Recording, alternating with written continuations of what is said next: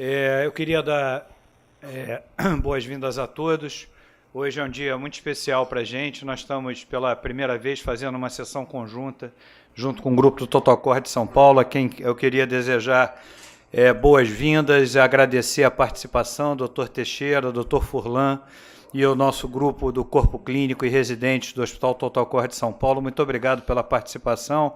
E nós vamos fazer dessa sessão e de outras atividades científicas desse binômio cardiológico Procardíaco Totocor de São Paulo uma rotina para que os conhecimentos possam crescer dentro da rede, dentro do que a gente hoje conhece como Núcleo de Cardiologia da United Health. Muito obrigado pela presença de vocês.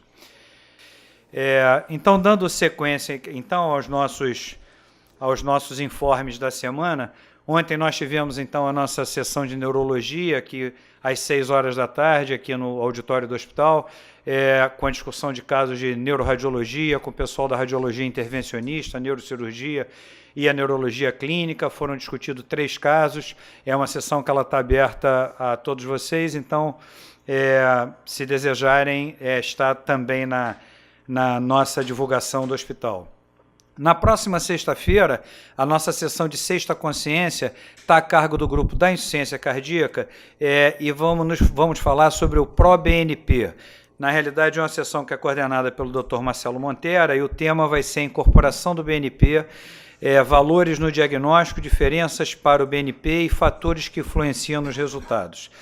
A coordenação vai ser do Marcelo Montera e teremos como debatedores o Dr. Evandro Tinoco Mesquita, Dr. Rodrigo Mouzinho, Dr. Alexandre Bandeira e Dr. Luiz Bruzi.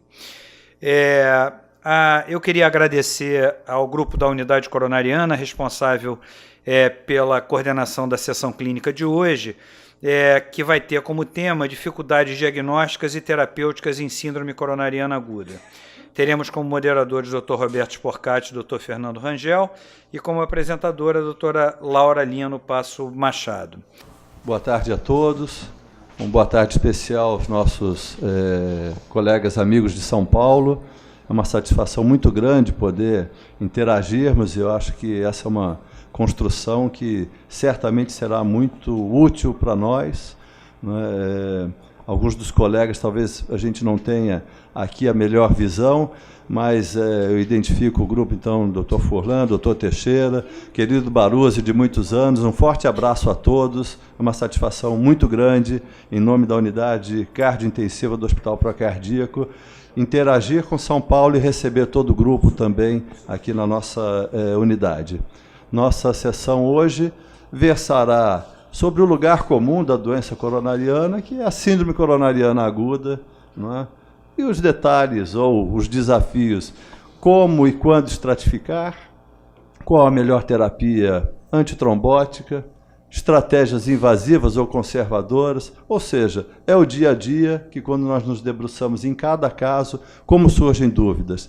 Para isso, nós teremos a apresentação da doutora Laura, que é a nossa residente de cardiologia, Dr. Fernando Rangel nos auxiliará na moderação, e em especial nossos debatedores, Dr. Antônio Sérgio Cordeiro, agradeço muito a sua presença, Dr. Rodrigo Mouzinho, rotina da emergência do nosso hospital, Dr. Daniel Seta, rotina da unidade cardiointensiva do Hospital Procardíaco e também da unidade cardiointensiva do Hospital Universitário Pedro Ernesto, Dr. Nelson Matos, rotina da unidade, né, de hemodinâmica do nosso hospital. Então, nós temos uma estratégia, como sempre, de alguns pontos de corte para a discussão, mas tanto aqui como São Paulo a gente pode ir interrompendo para eventuais contribuições.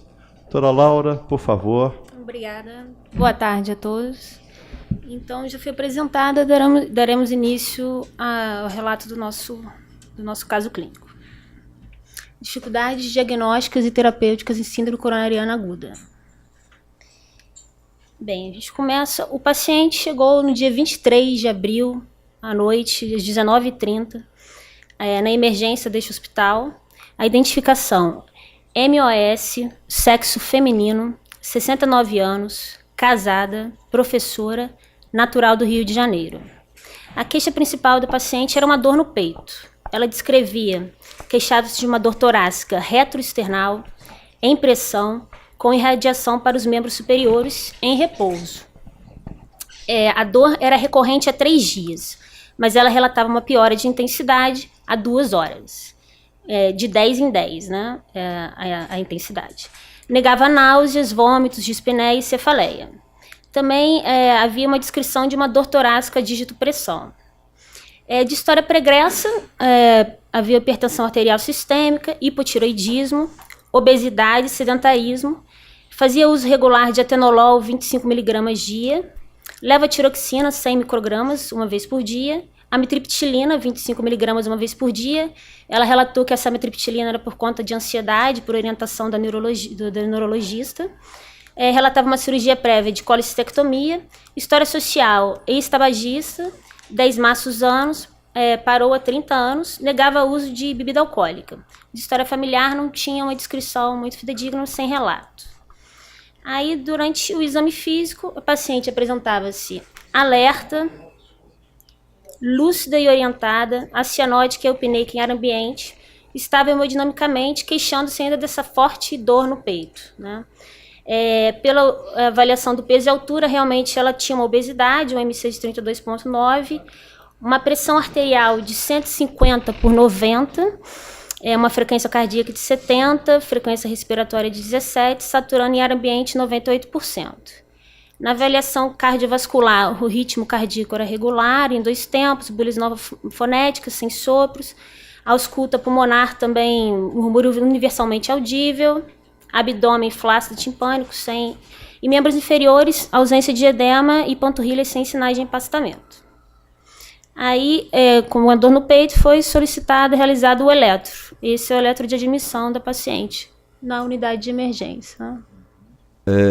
Enfatizando, colegas, que o professor Dirson é uma referência para nós aqui no Rio de Janeiro, um colega na sua 10ª década, oriundo em formação da escola mexicana na década de 50, e é um orgulho muito grande que ele ainda esteja aqui passando seus conhecimentos. Professor Dirson, o senhor quer fazer o comentário, por favor? Então, semana que vem, eu faço 91 anos de idade. Quer dizer, nessa idade todo mundo é cadeirante ou está numa cadeira de rodas ou numa cama, uma coisa desse jeito. Ou então sabe tudo de eletro. Então nós temos as derivações standard e os unipolares dos membros. Tem um R alto, o ritmo é sinusal, nós estamos vendo a onda P. Está um pouco confuso, porque está um pouco interferência. Mas dá para ver que essa onda P é bimodal. Aqui, em todos eles. Quer dizer que isso já é um sinal de crescimento de aurícula direita e crescimento de aurícula esquerda. Depois vem a onda R e eu vou resumindo a coisa, achar primeiro o AQRS aqui. Lá os paulistas estão acostumados lá com tranqueiros lá. Também a escola mexicana diz que a pessoa pode errar apenas em 5 graus no AQRS. Nesse daqui, olhando, conferindo aqui pela VL, nós podemos dizer que o AQRS está o maior alto está perpendicular ao plano de D2. D1, D2 e D3. Esse aqui é o plano. Então ele estaria ou mais 60 ou menos 120 graus. E vamos ver nas precordiais aqui que o R é mais ou menos idêntico ao L. Quer dizer, provavelmente ele está em 60 graus, o AQRS nesse caso aqui. Eu não sei se eu estou atrapalhando a visão daqui. Acho que... Então, essas são as modificações que nós vemos aqui. Vamos nas precordiais. Tem uma morfologia de V1, V2, morfologia de ventrículo direito, e em V3 já é zona de transição ventricular. E aqui em V4 já começa a morfologia tipo ventrículo esquerdo, até V5, V6. Quer dizer, esse eletrocardiograma sugere para nós o quê? Primeiro, sugere, e além disso tem que analisar o segmento ST, que eu esqueci de analisar. O que o senhor acha das derivações D2, D3 e AVF?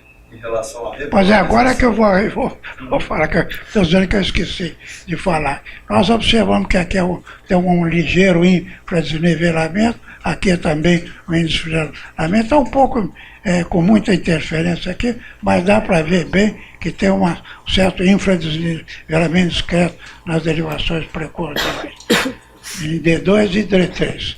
Com ST, infradesnivelado discretamente. Em AVR, nada, AVR, e a VF também está igual a D2 e D3, com essa mesma morfologia.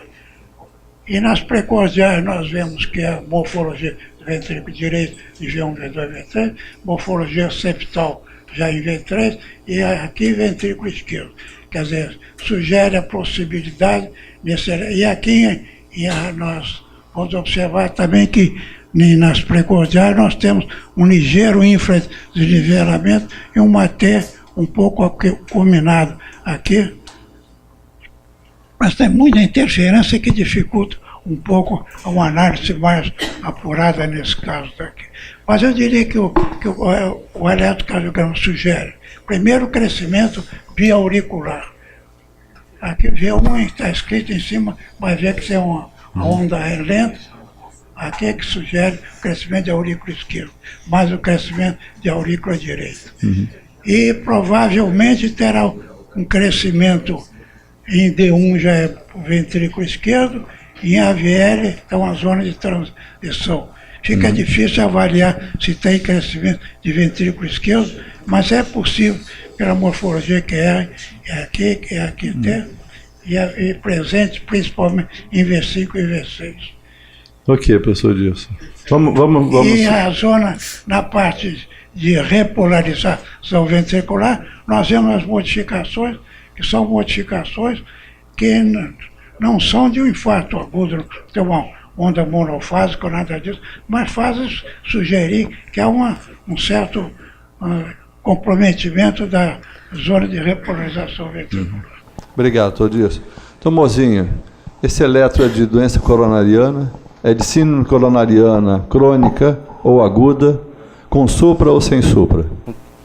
Dor torácica é uma queixa muito frequente em emergência. A gente tem que, muitas vezes a gente não chega a uma conclusão diagnóstica, mas a gente precisa descartar os diagnósticos graves. Então tem 6 coisas que eu sempre penso que precisam ser lembradas, que é síndrome coronariana aguda, dissecção aórtica aguda, embolia pulmonar, pneumotórax hipertensivo, ruptura de esôfago, tamponamento cardíaco.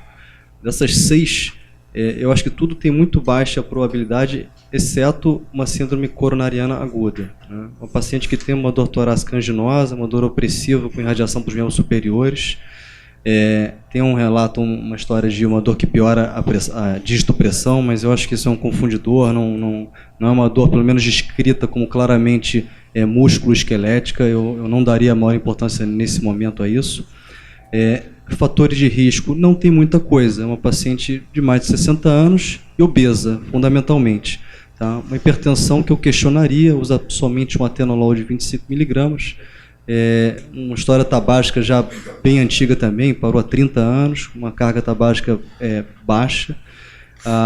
Ainda assim, um exame físico inexpressivo, mas um eletro com alteração na parede inferior. A gente sabe que pode ter ali em D3, em AVF, fisiologicamente, num paciente obeso, brevilíneo, uma morfologia negativa, mas isso não me parece fisiológico.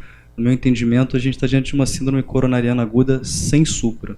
Tá? Não vejo supra de nivelamento, não preenche critério para supra aí nesse eletrocardiograma. Eu fiquei na dúvida, efetivamente, apesar dela ser obesa e uma pessoa baixa, né, 1,49 m. A gente sempre fica desconfiado dessas ondas case em D2, D3 e AVR. E aí, apesar de não ter uma morfologia que fale francamente que existe uma necrose nessa parede, mas quando a gente vê os vetores fugindo, se a gente tivesse o eletrocardiograma, isso estaria perfeitamente esclarecido. Aí eu procurei V1 e V2 e fiquei, acho que tem mais R do que eu esperaria ali em V1. Então, não está descartado, pelo menos do meu ponto de vista, que ela possa ter efetivamente algum envolvimento tanto da parede inferior quanto da parede posterolateral. Agora, não me parece que seja, desculpa, não me parece que seja, a primeira coisa que a gente tem que procurar numa paciente já chega com dor no hospital, né, 2 horas de dor, é procurar se tem supradesnivelamento do segmento ST. Né? Eu fiquei com alguma dúvida em AVL, V1, D1 e AVL, eu fiquei na dúvida se não havia. Realmente eu fiquei. Mas, de qualquer maneira, não chama muita atenção. O eletro está muito tremido a sua base, né? Mas isso foi a primeira coisa que eu vi. Procurei em V5 e V6, também não achei. Então, na verdade, a minha dúvida foi basicamente D1 e AVL, se não haveria um discreto supra ali, e a presença dessas ondas Ks fugindo da parede inferior, isso é uma coisa que a gente tem que pensar, isso entra no diagnóstico diferencial, especialmente numa pessoa pequena, né, obesa, né? Então, acho que não daria para descartar isso, não. Eu acho que tem, indubitavelmente, uma sobrecarga. Pode seguir, depois atrial a gente... esquerda. Depois a gente complementa, depois você já complementa. Então, foi realizada a radiografia de tórax, segue em PA, incidência PA. A gente vê bem inspirado, né, os seios costofrênicos livres, a gente identifica um aumento da área cardíaca, mas nenhuma alteração digna de nota assim, parenquimatosa. Aí, ainda no setor da emergência foi definida a conduta. Foi aberto... Olha só, mas volta só ao raio-x. Olha só. Primeiro que é um raio-x de leito. Né? A gente olha assim, se não fosse de leito, eu já diria que teria uma congestão pulmonar. Né? Parece ter uma mas aí está no leito, está difícil da gente interpretar. Mas aí tem algumas coisinhas. Né? Primeiro que eu achei que o broncofonte esquerdo está um pouquinho elevado. Se a gente for ver aqui ó, eu acho que está um pouquinho elevado. Esse ângulo aqui está um pouquinho mais aberto do que eu esperaria. Fiquei com a impressão de que eu não tenho um duplo contorno aqui muito nítido, mas me parece que o átrio esquerdo aí está um pouquinho crescido. E a outra coisa é que tem cálcio ali na crosta da ró. Na crosta, né? Que aí a gente já fica pensando assim, aterosclerose, já só reforçando o quadro clínico que é doente. Não é nada que impressione. Então, no setor de emergência, foi aberto o protocolo de dor torácica, entrou em rota 2, foi programada a coleta de troponina 0 e 6 horas, foi prescrita dupla antiagregação com AS 200 mg, o ataque de clopidogrel 300 mg, morfina, nitroglicerina, heparina não fracionada e a hidratação venosa. Certo, você gostaria de comentar um pouquinho sobre isso? Essa escolha dos fármacos, antiplaquetários, antisquêmicos? Primeiro eu queria dar... eu estou conhecendo o Pedro por videoconferência, nós já nos falamos por telefone tentando unificar esse protocolo de dor torácica, é um prazer. E com relação à terapia, a escolha da antiagregação plaquetária, da terapia inicial, acho que eu estou de acordo. Se a gente fosse usar um score prognóstico aí para definir essa síndrome sem supra, afinal de contas não havia ali amplitude eletrocardiográfica de supra para a gente definir isso como síndrome com supra, seria uma angina time 3, se não me engano, se houvesse recorrência da dor, seria risco intermediário.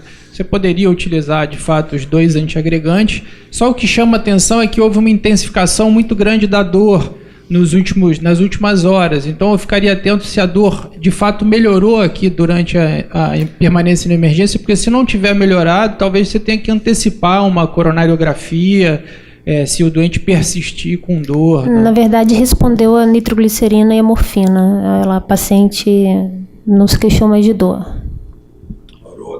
Sim.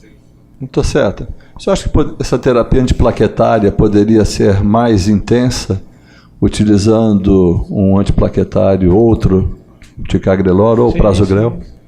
Prós e contras. Eu penso que o prasugrel não seria o caso, né? Afinal de contas, não sequer estava definido que essa doente ia para coronariografia. Essa é uma droga para ser utilizada na sala quando se identifica e se faz a intervenção coronariana, então acho que não era o caso. E o ticagrelor, sim, acho que a doente poderia sim receber, não há qualquer motivo para não receber ticagrelor como droga na emergência, sim. Então, posteriormente, o resultado de laboratório, hemoglobina 14, hematócrito de 41, leuco de 8.500, 3 bastões, plaqueta de 237 mil, creatinina de 0,82, ureia de 43, um INR de 1, um PTT de 33,1, PCR de 0,31 e a troponina já estava aumentada, a troponina de 0,26, né? Nosso corte aqui é 0,01, maior que 0,04, o potássio de 3,3 e um sódio de 137. E aí foi solicitado e realizado o eco transtorácico. Bom, na imagem à nossa esquerda aqui, a gente vê um corte apical 2 câmaras, tá? Parede anterior, parede inferior. O que chama atenção é que é uma cavidade pequena, não tem dilatação cavitária e não tem nenhum déficit segmentar bem nítido, não, evidente. À direita é um corte longitudinal que o que chama atenção realmente é um ato esquerdo aumentado, um certo grau de hipertrofia ventricular esquerda e a gente não identifica nenhum déficit da contração.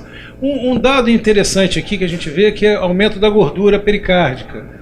Essa gordura pericárdica, quando mais de 7 milímetros, certamente tem mais de 7 milímetros na sístole, ela se correlaciona com doença isquêmica. Tem mais imagem? Nós mantivemos poucas imagens, Arnaldo, porque a informação central era essa, na função preservada, ausência de déficit segmentar, então nós deixamos mais econômica a avaliação de eco. Aí o laudo ratificando o que o doutor Arnaldo falou.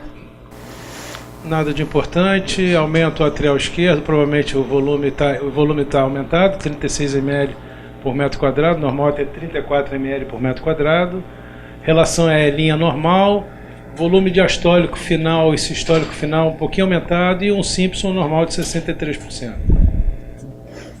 E aí, evolução, o resultado da segunda troponina de 6 horas, foi para 1,56. E aí a gente calculou o time risco e o Grace. Nos dois ela entrou na classificação de intermediário, risco intermediário. E a partir daí a gente vai discutir qual seria a melhor conduta. Seria manter em conduta conservadora modificando a terapia antiplaquetária, conduzir para avaliação da anatomia com angiotomografia coronariana ou conduzir para a avaliação da anatomia com uma coronariografia. Então voltamos aos nossos debatedores, nossos colegas em São Paulo. Acho que uma pergunta já provocativa, se essa é uma síndrome coronariana aguda de risco intermediário ou de alto risco, né? Infra de ST, troponina positiva, é uma síndrome de alto risco? Um time intermediário anula esse valor? Como é que vocês veem essa estratificação? E já então, não é a reboque, essa interpretação, e a reboque é a proposta de estratificação do paciente.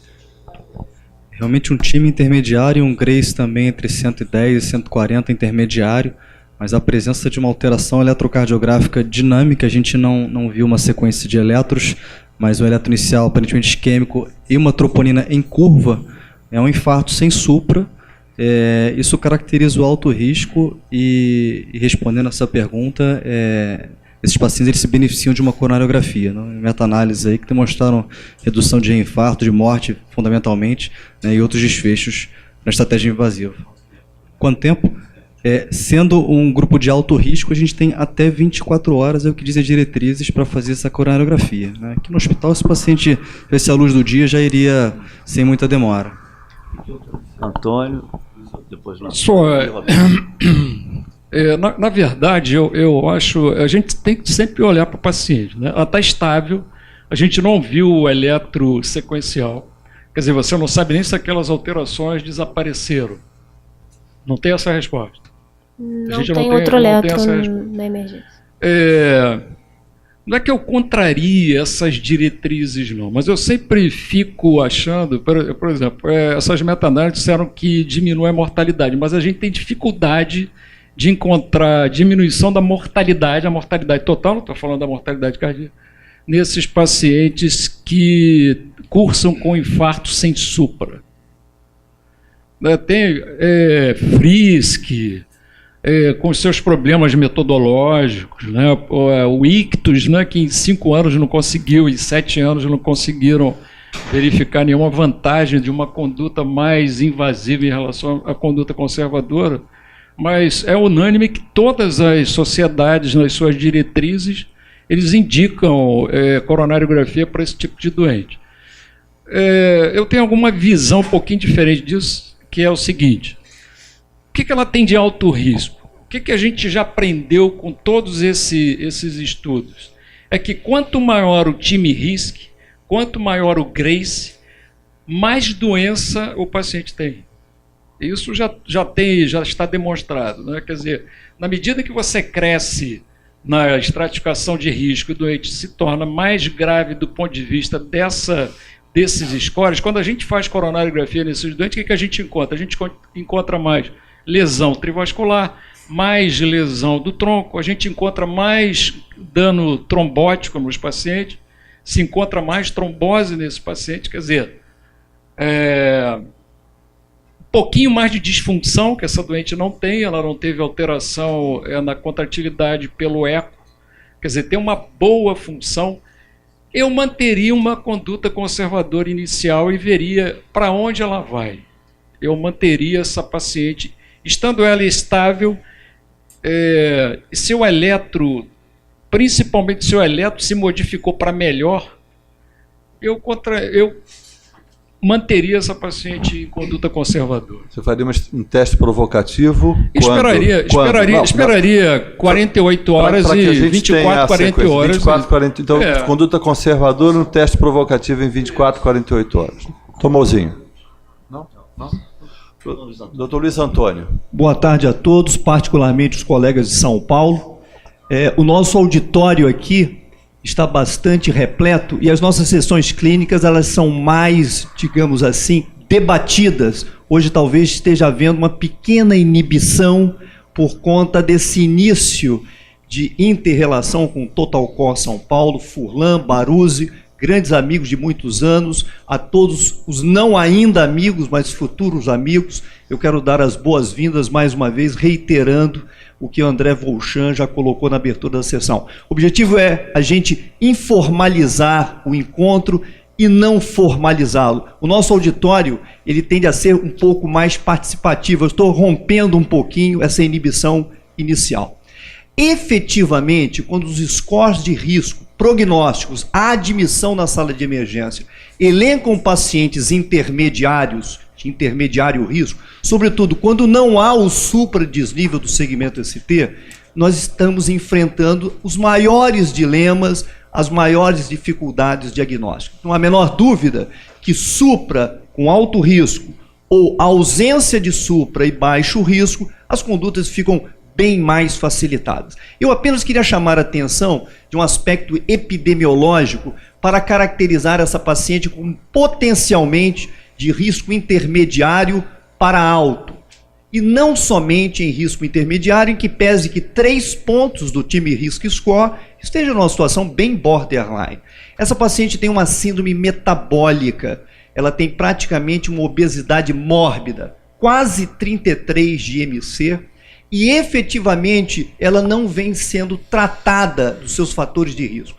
Ela não tem história de diabetes mellitus, mas eu diria que ela no mínimo é uma desglicêmica. Ela não tem história de dislipidemia, mas eu considero isso praticamente impossível de não ter. E mesmo a hipertensão, tratada apenas com atenolol, provavelmente não adequadamente tratada. Nós sabemos que 50% dos pacientes hipertensos não se tratam, 50% dos tratados não estão bem conduzidos, ela tem hipertrofia ventricular, ela tem pelo menos uma sobrecarga pressórica e observe o átrio esquerdo está algo aumentado. Ela tem uma cardiopatia hipertensiva.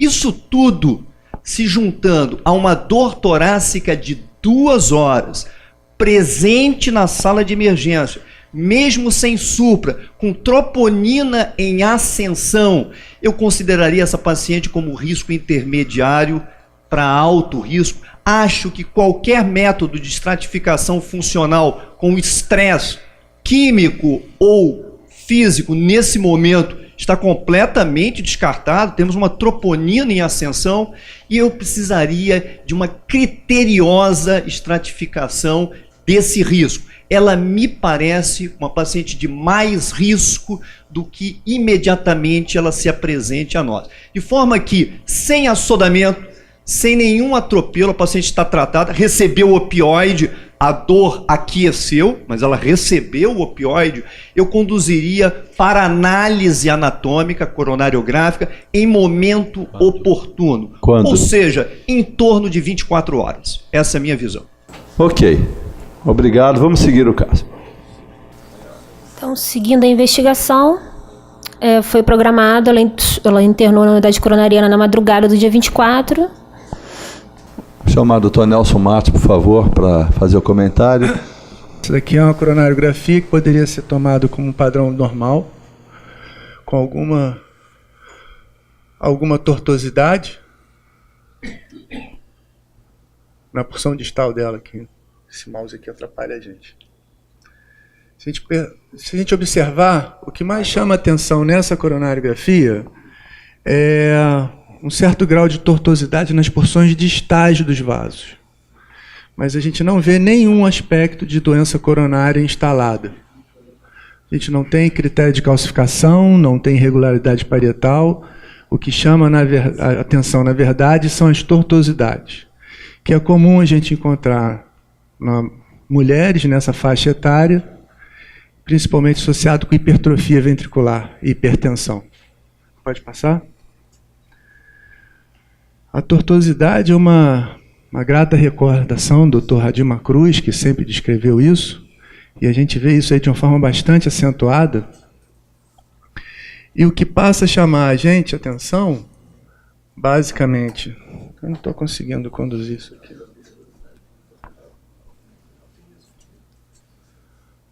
A gente vê o tronco da coronária esquerda bastante calibroso, existe uma proporção adequada entre a ascendente anterior e a circunflexa, uma discreta redução de calibre no terço médio da descendente anterior.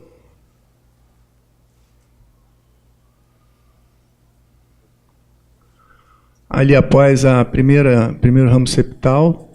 E o que a gente passa a observar, é difícil conduzir aqui esse mouse aqui. Não, acho que só funciona na mão dela. É o dono, não, obedece o dono. Essas máquinas têm vontade própria. O que chama atenção, na verdade, é a porção médio-distal de um ramo, pequeno ramo diagonal. Aí, nesse ponto. Se puder congelar a imagem, seria ótimo. Se a gente congela ela no... Agora, ponto. Não para.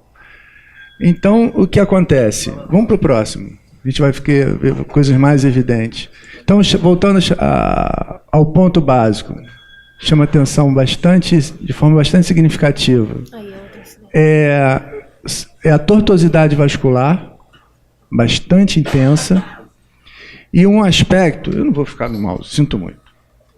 É aqui mesmo. Ó. Mostra ali a Laura fixa. Aqui.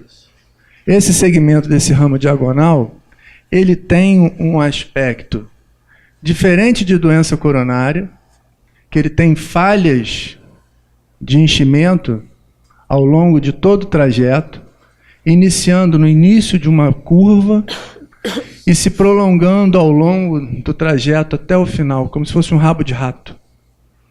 A gente vê ali pontos quase que de interrupção do vaso e continuidade mais à frente. Né?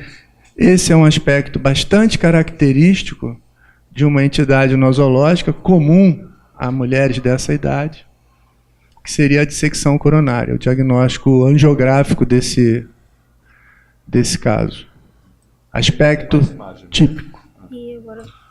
E a ventriculografia, por se tratar de um ramo não muito expressivo, é praticamente normal, com uma discreta hipocinesia anteroapical. Se a gente se remontar ao eletro inicial, o Antônio Sérgio fala de um discreto alteração do ponto J em AVL, e uma imagem que seria uma imagem que poderia ser um espelho na parede inferior com ondas T negativas. Se a gente for juntar o caso todo. Mas angiograficamente o que a gente sugere é que seja isso. O Stanley Morar, muito tempo atrás, ele chamava atenção para uma entidade que acometia principalmente mulheres, em que havia essa tortuosidade. O Radima Cruz, eu acho que na mesma época também fez essas considerações, e quando a gente olha uma coronariografia como essa, a gente pensa logo em doença fibromuscular, e com a sua consequência, que é a dissecção da coronária. Então, na verdade, eu acho que angiograficamente, apesar de eu não ter indicado a angiografia, a gente sempre fica tentado para tentar entender tudo que está acontecendo com os pacientes, né?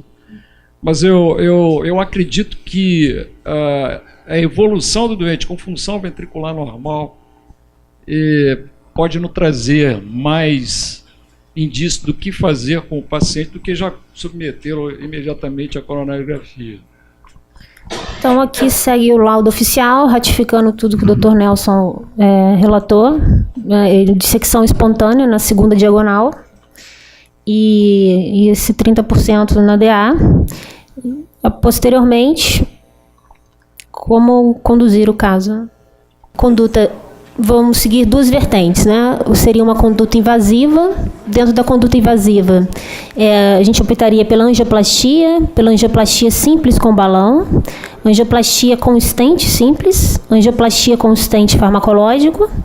Dentro da vertente conservadora, uma conduta apenas manter uma conduta conservadora, manter heparinização maior que 24 horas, prescrever uma monoterapia antiplaquetária ou manter a dupla terapia antiplaquetária.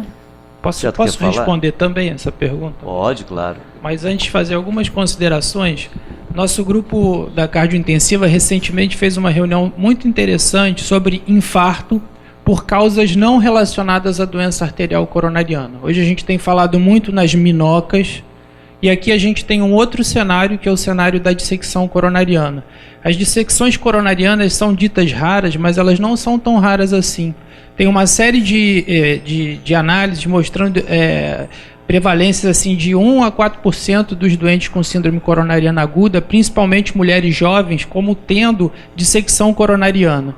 E a gente sabe que a dissecção coronariana pode ser principalmente por displasia fibromuscular, que o Antônio Sérgio falou, mas pode ser também comum em mulheres periparto, a dissecção coronariana periparto, que inclusive tem um prognóstico pior do que esse tipo de dissecção coronariana. Está muito relacionado a esforços físicos e a estresse emocional. Você também tem tipos de dissecção coronariana relacionadas a síndromes genéticas, Marfan, Ehlers-Danlos e outras. E ainda, enfim, então aqui a gente está de frente a uma dissecção coronariana. Hoje, inclusive, tem sido relatado um aumento desse diagnóstico, inclusive com angiotomografia também. Com relação ao que fazer nesse momento, depende. Na maioria dos casos, esses são doentes para tratamento conservador. Também tem umas séries mostrando que quando coronariografias são repetidas depois de um mês do evento inicial, você tem cicatrização espontânea dessas dissecções coronarianas. Então, assim, na maioria dos casos, esses doentes vão ficar em tratamento conservador. Porém, se o doente evoluir com recorrência de sintoma, pior eletrocardiográfico, enfim, você pode eventualmente precisar de uma intervenção coronariana. Mas, quando isso acontecer, os resultados são piores com a intervenção coronariana nesse modelo de doente, os resultados não são bons. Nossos residentes aqui, desculpa estar me alongando, fizeram um trabalho muito legal, levantando os últimos casos de dissecção coronariana aqui na instituição, e depois eles podem passar até como eles foram conduzidos aqui dentro da instituição, mas todos eles de forma conservadora, pelo menos os últimos que a gente teve, com bons resultados. Então, nós estamos vendo que a dissecção coronariana é uma entidade diferente, bem diferente da doença aterosclerótica, tanto por aspectos anatômicos quanto clínicos, tem menos fatores de risco, maior prevalência em mulheres, cometimento mais distal. Vou fazer uma pergunta para os nossos residentes. Qual é, então, baseado em tudo que foi falado aqui, quando vocês vão suspeitar os elementos clínicos de suspeição de dissecção coronariana frente a uma síndrome coronariana aguda. Quando esse diagnóstico diferencial vai passar, vai ser considerado também por vocês? Eu e o Léo, a gente participou desse trabalho das dissecções, a gente chegou a ler alguma coisa de dissecção espontânea. E, na verdade, a dissecção espontânea ela vai estar diagnóstico diferencial de qualquer síndrome coronariana aguda, com supra ou sem supra. Inclusive, nos nossos casos que a gente pegou, um paciente ele tinha supra desnivelamento do segmento ST. Esse paciente foi para a coronariografia precoce e esse paciente tinha dissecção espontânea. Então, os pacientes podem ter ou angina estável, dissecção com infra, o infra ou com supra ST, pode ter qualquer tipo de apresentação clínica. Como o Ceta falou, está muito relacionado com esforço, com esforço físico, não só com estresse emocional também, tem uma relação também com o estresse emocional. Inclusive, um dos nossos pacientes teve um estresse emocional, fez um supra ST, o eco no padrão de Takotsubo e na coronariografia era uma dissecção. Então, é um caso bem complexo. Lembrar, apesar de ser descrita principalmente em mulheres novas, mais novas, em idade fértil, relacionada a periparto antes ou após, a gente vê que o diagnóstico está sendo cada vez mais diagnosticado em mulheres idosas. Inclusive, na nossa série de casos, a paciente mais nova tinha apenas 59 anos. Então, é um diagnóstico que também deve ser considerado em mulheres mais velhas, mulheres mais idosas. Vejam que nós colocamos aqui, já antecipando a dúvida, não é? Em relação à estratégia invasiva ou conservadora, mas os detalhes, seja da intervenção, quando fizer uma intervenção por dissecção, a estratégia ela é diferente em relação, por exemplo, a ter stent ou não, ou o tipo de stent, ou isso tudo está no grupo de stents farmacológicos que estão indicados para toda a síndrome coronariana aguda. E a terapia antiplaquetária, ou terapia antitrombótica, senso amplo, também um anticoagulante. O mesmo tempo, mais tempo, uma terapia mais potente. Então, por isso que nós montamos aqui quase uma árvore de decisão paralela. Eu queria ouvir um pouco mais de opiniões. Eu gostaria de ouvir Dr. Luiz Maurino Abreu, colega nosso, infelizmente aposentou-se da unidade coronariana do Hospital dos Servidores. Eu imagino que deva estar um ambiente, não é, de um sentimento de perda grande pelo tempo, pela dedicação, pelo trabalho que ele fez à frente daquela unidade. Por muitos anos eu fui plantonista da unidade coronariana e uma unidade pioneira e que certamente o Maurino, né, contribuiu muito. Como é que você vê, Maurino, nos casos de dissecção? Qual é a sua experiência? Bom, primeiro, obrigado às palavras. Eu aposentei, quer dizer, eu estou me afastando do hospital. Aposentado só se for pijama de madeira, né? Mas esse é um caso realmente que a gente pode considerar que vai aumentando.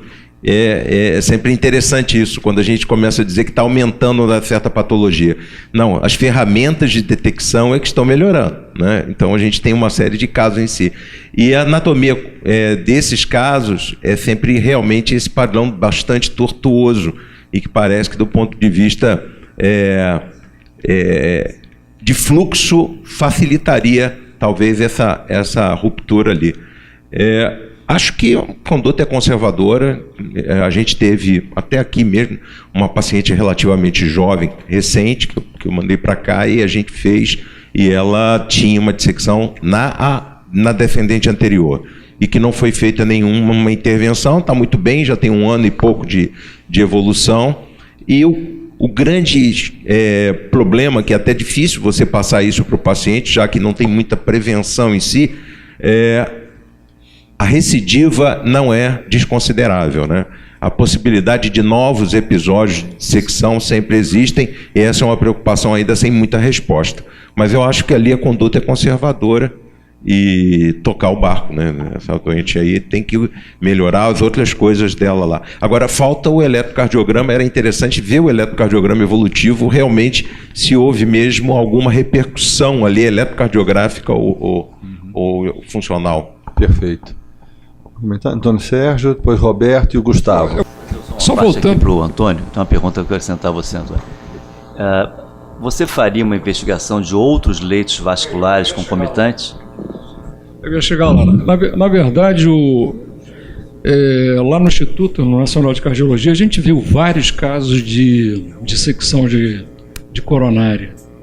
E só para os residentes, quer dizer, na verdade, quando a gente vê um infarto com supra ou sem supra em paciente jovem, especialmente mulher, em torno da gravidez, né? Então fica mais fácil esse diagnóstico, né? Mas tem alguns pacientes sem história, sem fator de risco, como eu vi há 3 meses atrás no meu consultório. Eu recebi um cidadão que era um corredor de maratona, que teve um infarto 3 anos antes, e a partir daí ele parou de participar de maratona. E foi dito para ele que as coronárias dele não tinham nada, que ele tocasse a vida dele.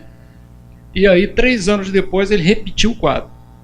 E aí foi feita uma nova coronariografia e disseram para ele o seguinte: olha, a sua coronária agora está melhor do que antes, só que tem um problema, tem uma outra artéria envolvida. Ele não entendeu nada, procurou uma segunda opinião, foi para mim.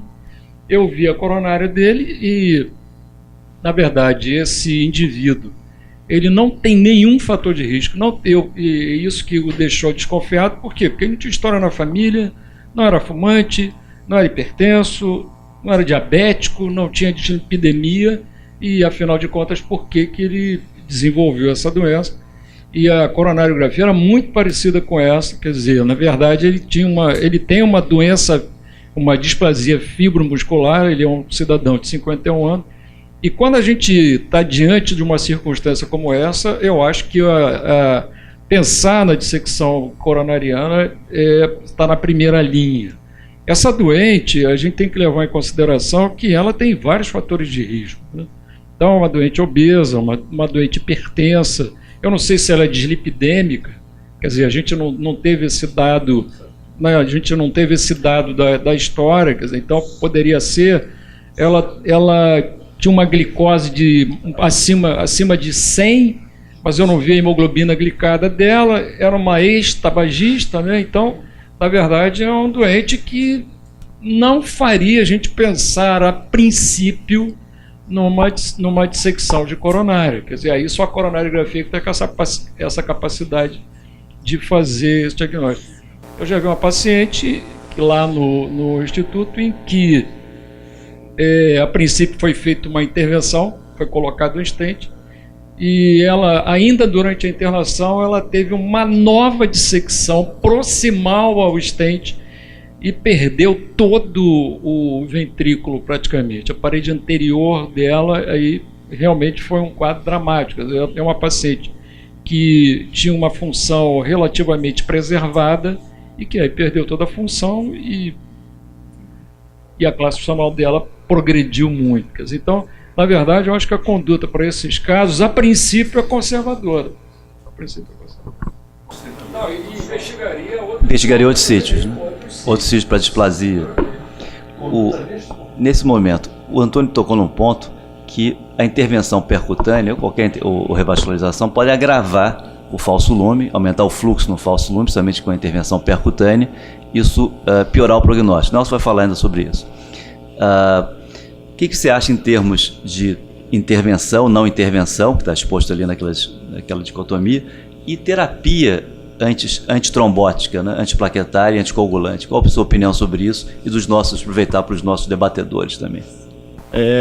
Como o Antônio César falou, né? Não é tão típico desse caso, mas mais em mulher jovem, né? Sem fator de risco típico conhecido, mas também saber que, na verdade, a gente acha que é uma doença exclusiva desse período de gestante, periparto, e na verdade menos da metade dos casos acontece no período relacionado ao parto, né? Só em torno de 30% a 40%. E em relação o principal fator é a displasia fibromuscular, né? E aí incluindo se o paciente tem um histórico de algum estenorisma, de artéria cerebral, ou outros eventos de estenose. E também como fator precipitante é muito parecido com o Takotsubo, né? Relacionado ao estresse físico e emocional, naquela descarga adrenérgica que pode precipitar. Isso é importante, pesquisar a doença também vascular no território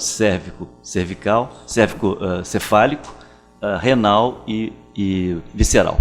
Já nos aproximando um pouco do final da sessão, eu queria agora pedir as opiniões já mais pontuais do Dr. Mozinho, do Dr. Seta, do Dr. Nelson, aos clínicos, então, já pontualmente em relação à terapia antitrombótica, mantém o heparina ou não, por quanto tempo, mono ou dupla terapia antiplaquetária, por quanto tempo, não é? E depois o comentário da hemodinâmica também. Dr. Mozinho.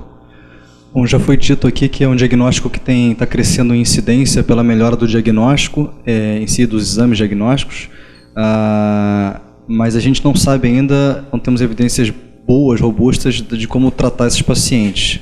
Na verdade, a gente já sabe que a intervenção percutânea não é bom. Acho que não foi falado que acho que a maior parte dos casos é dissecção espontânea que pegam ADA. Então, uma intervenção ruim ali pode ser um desastre, como o Antônio Sérgio comentou, de perder um ventrículo. Então, evitar a intervenção. Em relação à terapia antitrombótica, a fisiopatologia a gente sabe que é diferente também do infarto clássico, do infarto tipo 1. Então, acho que a heparina para mim não faz sentido. Eu teria uma tendência a pensar em dupla terapia antiplaquetária, mas não tenho experiência também, assim, não tenho grande série de casos para posicionar mais fortemente sobre isso. Procurando essa resposta, até revendo um documento recentemente publicado pelo American Heart orientando o tratamento desses doentes. Primeiro, todo o tratamento é baseado em série de casos, né? Não tem estudo com esse tipo de doentes, então tem algumas séries de centenas de doentes, tem uma da Mayo Clinic, tem uma de Vancouver, tem uma japonesa. O que eles orientam é dupla antiagregação. A maior parte desses doentes foram duplamente antiagregados por aproximadamente 1 ano. A nossa experiência aqui do hospital todos receberam aspirina, apenas um não recebeu dupla antiagregação, mas a maioria deles saiu duplamente antiagregado. Queria destacar alguns desafios. Para mim, os desafios maiores, eles ainda estão por vir. Esses doentes podem desenvolver dor torácica após dissecção coronariana não relacionada à obstrução coronariana. Isso é muito difícil você definir se é ou não obstrução coronariana, se precisa fazer coronariografia ou não. Segundo, a incidência de depressão e ansiedade nesses doentes. Esses doentes têm um problema não resolvido, porque eles querem saber se podem voltar à atividade física, e a gente sabe que a atividade física é o que causa, é um dos desencadeadores da doença.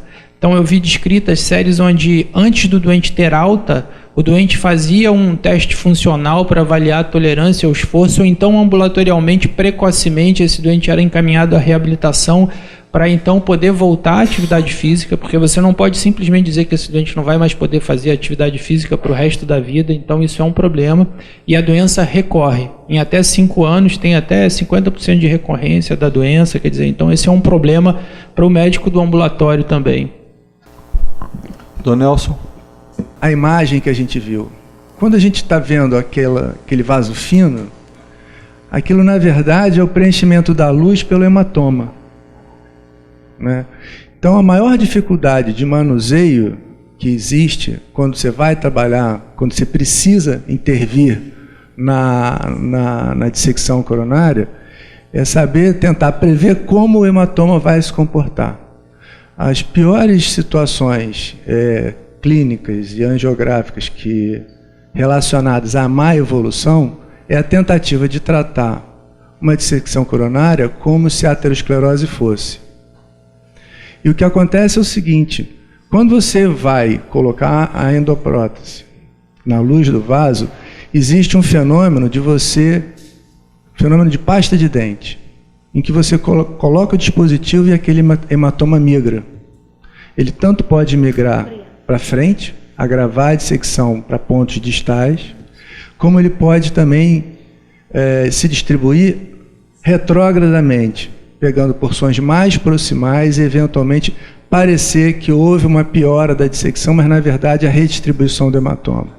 Existem estratégias de você usar estentes mais longos, você usar estentes com um calibre um pouco maior do que o vaso, utilizando uma insuflação com menores pressões e mais lenta, para você tentar fazer uma redistribuição do hematoma sem que isso seja conduzido retrogradamente. Um outro aspecto importante que eu queria comentar a experiência que a gente teve, não no Procardíaco, mas no Hospital da Polícia Militar, que nós tivemos um caso de dissecção coronária em uma das irmãs, uma dissecção coronária documentada em uma das irmãs univitelinas, e que havia a história de também infarto na outra irmã no intervalo de 6 meses, sendo que uma tinha vários fatores de risco para a doença coronária e não tinha tratamento específico, e essa irmã, que nós documentamos a dissecção coronária, era numa fase de puerperal.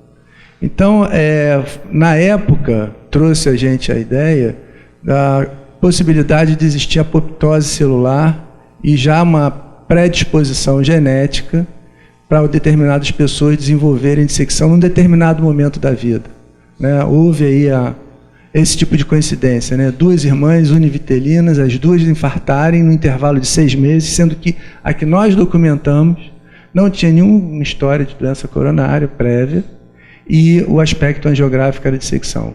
Então fica mais esse dado. Um outro dado também, que ainda não foi citado, são as drogas recreativas, né, que são ditas, né? Cocaína, metanfetamina, anfetamina, que eventualmente podem acelerar o fluxo coronário, que na verdade é o maior causador da dissecção, que é a força de cisalhamento do fluxo sanguíneo. Luiz Antônio, um comentário rápido, provocativo. Um dos pontos hoje mais simples e mais difíceis é o templo de dupla terapia antiplaquetária, né? Mais de 12 meses.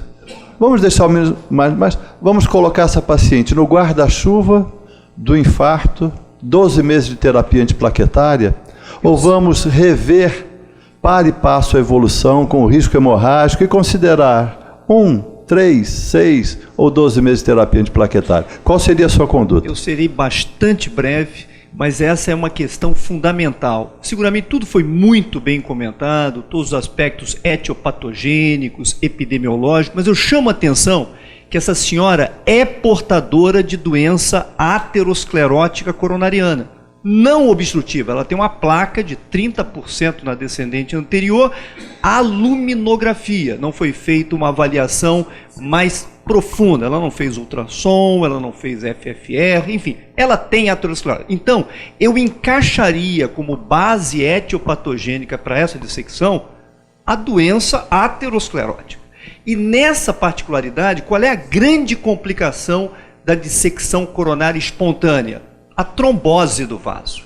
Essa paciente infarta o miocárdio, ela tem troponina em ascensão, ela tem dor típica e ela tem o luminograma com falhas, com obstruções. A antiagregação plaquetária dessa paciente me parece absolutamente indispensável. Pela falta de evidências e recomendações consistentes, eu protocolizaria essa paciente como portadora de infarto agudo e a conduziria com dupla antiagregação plaquetária por 12 meses, indubitavelmente. E seria, digamos assim, obsessivo no controle dos fatores de risco. Ela não pode ter obesidade mórbida com dissecção de coronária. Então esse é um aspecto fundamental. Obrigado, e eu chamo a atenção para o alto risco dessa paciente ter novos eventos de dissecção ou trombóticos espontâneos. Nesses 5 minutos finais, a doutora Laura vai nos apresentar a evolução. Primeiro tem o eletro... A evolução, nós vamos fechar agora com a evolução e aquele pequeno resumo. Aqui a gente comparando os 2 eletros, né, o antes da coronariografia, posteriormente. Após a coronariografia, ela retornou para a unidade de carga intensiva, ficou na prescrição com o AS, a dupla antiagregação, atenolol, enalapril e artovastatina 40 mg. O desfecho intra-hospitalar da paciente. Na paciente de 69 anos, manteve-se, ela internou na segunda-feira à noite, ela teve alta na sexta-feira, foi diagnóstico fechado de IAM sem supra, QLIP1 por dissecção espontânea, coronariana espontânea. Aqui a gente só fez um gráfico para demonstrar como é que foi a evolução de troponina da paciente. Essa foi a prescrição de alta da paciente. Então, confirmando que ela saiu com a dupla antiagregação, o IECA e a estatina, a atorvastatina 40 mg dia. Na segunda-feira a gente contactou a paciente. 30 dias. Hoje 30 dias certinho, contactamos na segunda-feira a paciente. Ela segue acompanhamento ambulatorial, continua com essa prescrição e já está programada uma nova consulta ambulatorial para ter um segmento, né? Sim. Aí aqui a gente vê, a gente se baseou numa revisão da ESC de 2016 e aqui um statement da American Heart Association. Na verdade, os dois são meio redundantes, porque não tem realmente ensaio clínico, né? Tudo estudo observacionais. E a gente vê a definição, na verdade, a gente tem que, para definir como espontânea, a gente tem que descartar trauma, iatrogenia e aterosclerose. E teve esse aumento de relatos de caso, por conta do aumento de coronariografias, também de alterações dos critérios diagnósticos, que a gente vai ver que são os critérios angiográficos da lesão da dissecção espontânea. Lembrando da etiologia, grande associação com a displasia fibromuscular, gestação, evitar anticoncepcional, terapia hormonal nessas pacientes que já tiveram um evento, identificação dessa dissecção coronariana espontânea. Fala muito de estresse também, que é o aumento da pressão intraabdominal, tal, Valsalva-like. Nesse caso, nessa senhora, a gente investigou, não teve alteração, renais normais, carótidos também, sem sinais de tortuosidade, nada que sugerisse fibrodisplasia. Aqui a gente vê a classificação. Na verdade, essa do tipo 2 recentemente foi definida como dissecção coronariana espontânea. A tipo 1 é a patognomônica, que você vê o falso lúmen. Aqui você vê o falso lúmen, esse é o tipo 1. Você vê o contraste fazendo múltiplos lúmens, essa é a patognomônica. Mas acaba que o tipo 2 é mais comum, chega a 72,5% das causas. Tem a tipo 2A, que é uma estenose focal, aqui a gente vê a DA média e distal. E tem a tipo 2B, que é uma estenose mais difusa. Aqui a gente vê na diagonal. Aqui é a mesma imagem, só que após um ano, a cura espontânea dessa dissecção espontânea. E a tipo 3, que mimetiza uma aterosclerose. Então, na verdade, o diagnóstico é eminentemente com algum método intracoronariano, ao ACT ou ultrassom.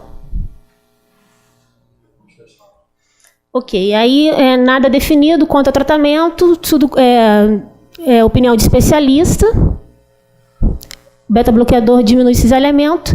E a conduta realmente, eminentemente, conduta conservadora, a não ser que o paciente descompense, tenha um choque cardiogênico, ou durante uma intervenção percutânea tenha alguma complicação e siga para uma cirurgia, né?